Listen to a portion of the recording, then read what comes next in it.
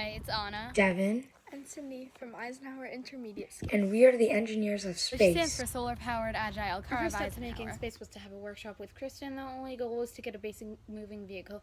Overall, this experience is what really led us into the After the workshop, we dedicated about a week to planning, where we established most of the basic elements. All we needed to do was find out when we could meet up outside of school.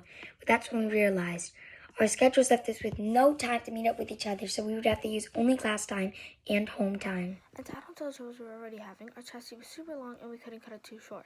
But then a blessing in disguise came, and it was so long that it bent. This made it necessary to cut, which made it the perfect size. After that, we could start attaching all of the mechanical And the parts. third problem arose. Whenever we tried to make something that would raise the motor, it was always too high, meaning the gears would not touch, therefore not making the car move as they needed to touch to spin the axle, which spins the wheels. Whether powered by batteries or a solar panel, this process is the same. View this diagram of how solar energy works. And then spring break came. Overall, we got a lot done over spring break, such as creating this spaceship made with a used water bottle, along with creating plus attaching the items in it, made of recycled corrugated cardboard, and finally getting the gears to connect nicely so our car could actually move.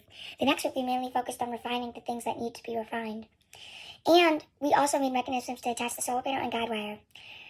For this guide wire, we used a paper clip and bent it in a way to hold the guide wire so our car would stay attached. And to attach the solar panel, we used straws to hold up a slab of corrugated cardboard, recycled and durable, just like the chassis, with Velcro on the top to secure the power source, the solar panel. After we worked on the aerodynamics of the car, we ran off some edges for better airflow and replaced the battery to make the car go faster.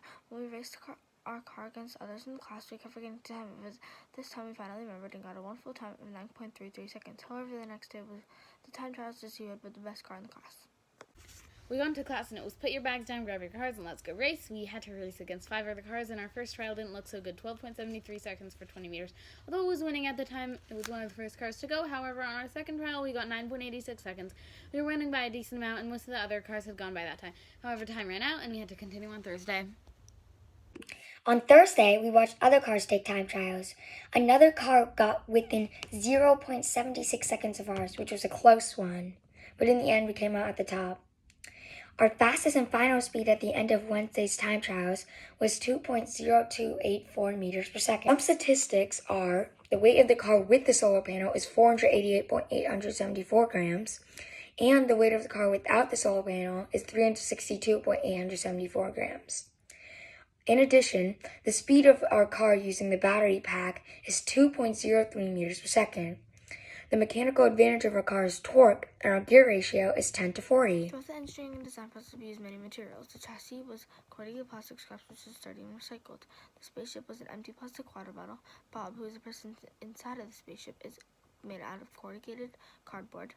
The guide wire attachment is a paper clip. The solar panel support was made out of corrugated cardboard, and we also attached Velcro, as Anna talked about, and we also used straws to help support the gears to stay in place.